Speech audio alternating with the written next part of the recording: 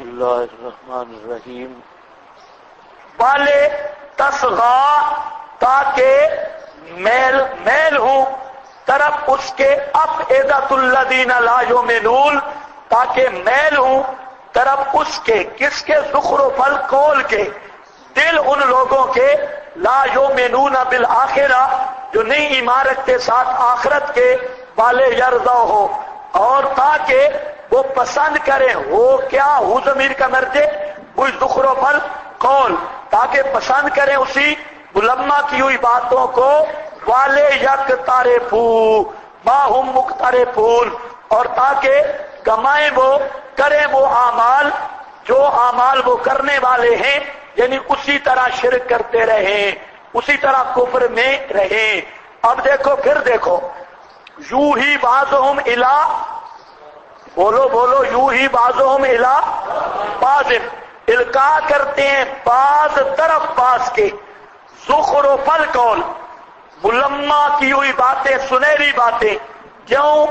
غرورن فریب دینے کی خاطر، فریب دینے کے لیے، والے تصغا اور اس لیے کہ میل ہوں، والے تصغا فریب دینے کے لیے اور اس لیے، والے تصغا یہ غرورن کے ساتھ لگے گا، کیونکہ میں نے بتایا غرورن لفظاً مفرد اور مانن وہ جملہ ہو کر معطوف علیہ لتصغا کا، لتصغا کا اس کا معطوف علیہ، اور یہ لتصغا یہ معطوف اب وہی معنی کرنا ہے، فریب اور دھوکہ کرنے کے لیے، اور تاکہ میل ہوں الیہ طرف دل، الیہ طرف اس زخرف قول کے دل مشرکوں کے، افئدۃ الذین لا یؤمنون دل مشرکوں کے، والے یرضا ہو، جہاں پر لے یرضا ہو اس کا عطف ہے لتصغا پر، اور تاکہ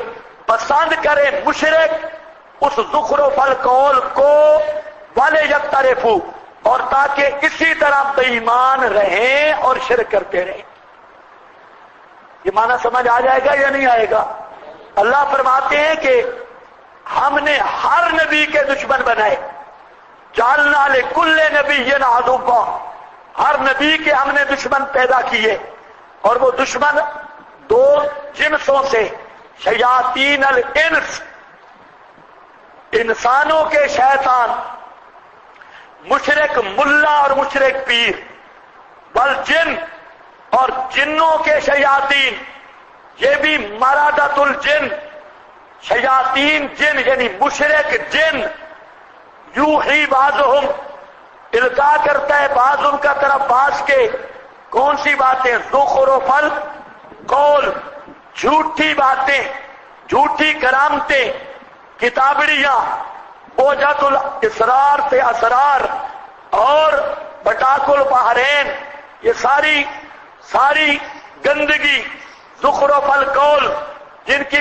موضوع اور من گھڑت روایتیں، اور اذا تحیرتم فی الامور فاستعینوا باہل القبور، زخرف القول وہ بات تو ہوتی ہے زندادگاہ کی گھڑی ہوئی، اور اوپر کہتے ہیں قال رسول اللہ، اللہ کے رسول نے کہا، ہوتا تو ہے نرا جھوٹ، اور اس پر لیبل لگاتے حدیث کا، اذا تحیرتم اول ما خلق اللہ نوری انا احمد بلا میم من صلی علیہ عند قبری، یہ ہے زخرف القول جو بالکل نرا جھوٹ، اور اوپر لیبل لگاتے ہیں حدیث کا، نرا من گھڑت مسئلہ، اور اوپر لیبل لگاتے ہیں قال اللہ، اللہ نے فرمایا، اور زندادگاہ کی باتیں لیبل لگاتے ہیں بزرگوں سے سنا، یہ ہے زخرف القول، یہ ایک دوسرے کو القاء کرتے ہیں، کیوں؟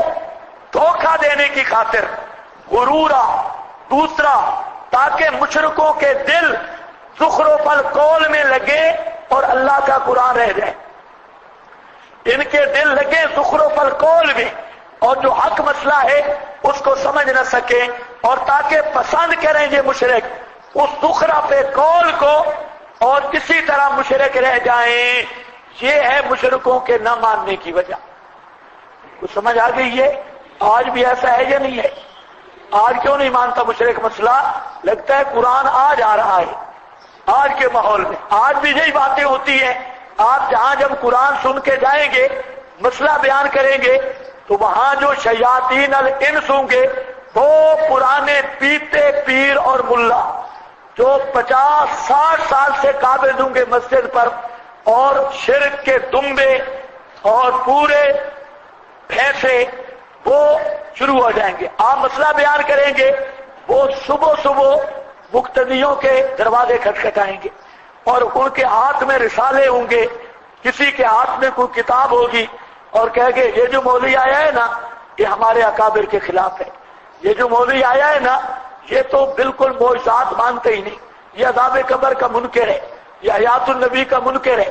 یہ بڈھا مولوی کبھی مسئلہ بیان کرنے کے لیے نہیں نکلے گا، لیکن آپ کو بدنام کرنے کے لیے ضرور نکلے گا، اور اس کی کتابڑیاں بھی ساتھ ہوں گی، رسالے ہوں گے، کہانیاں ہوں گی بزرگوں کی ادھر ادھر۔ تو یہ ہے شیاطین الانس۔ مقصد اس کا کیا ہوگا کہ قرآن کا بات نہ سنے۔ اگر اس نے قرآن کا بات سن لیا تو قرآن تو کھینچ لیتا ہے۔ یہی کام ابو جہل کرتا تھا۔ حج کے موسم میں وہ آدمیوں کی ڈیوٹی لگاتے، جماعتوں کی تشکیل ہوتی، تم فلانے راستے پہ جا کے بیٹھو، تم فلانے راستے کے، اور جو حاجی باہر سے آ رہے ہیں ان کو کہو مکہ مدینہ میں جو مرضی آئے کرتے رہو، لیکن ایک کام نہیں کرنا۔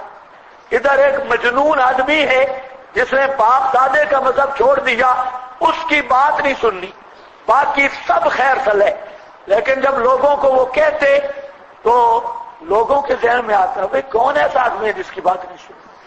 وہ جب آپ کی بات سنتے تو پھر واپس ہونے کے رہتے ہی نہیں، وہ بات مان لیتے۔ تو یہ معاملہ آپ کے ساتھ بھی پیش آئے گا۔ اس لیے قرآن کو ماضی کی کہانی نہ سمجھو۔ اس ویلے کوئی شیطان تھے، اب کے شیاطین کو ذہن میں لے آؤ۔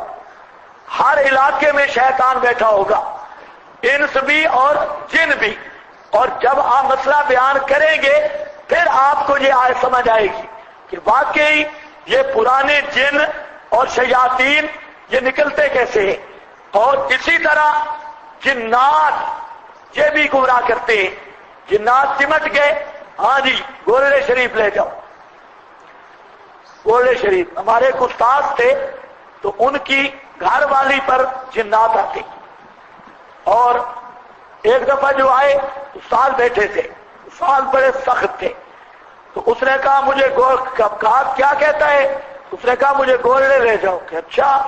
استادوں نے ڈنڈا لیا اور ادھر ہی اس کو لتریشن شروع کر دی، صحیح مارا۔ اس کے بعد جب کہیں جنات آتے تو استاد آتے تو جنات بھاگ جاتے، وہ کبھی جن نہیں آئے تھے، گولڑے لے جاؤ۔ یہ کبھی چھوٹے بچے کو پکڑ لیں گے، وہ رو رہا ہوگا، اور ماں کے ذہن میں جانے ذرا ہے بابے کی قبر پہ لے جاؤ ٹھیک ہو جائے گا، بابے کی قبر پر ماں لے جائے گی، بچہ چپ کر جائے گا، ہاں میری حاجت پوری ہوئی ہے کہ نہیں۔ یہ اب تم قرآن سناتے رہ جاؤ، یہ کبھی ماننے کے لیے تیار نہیں۔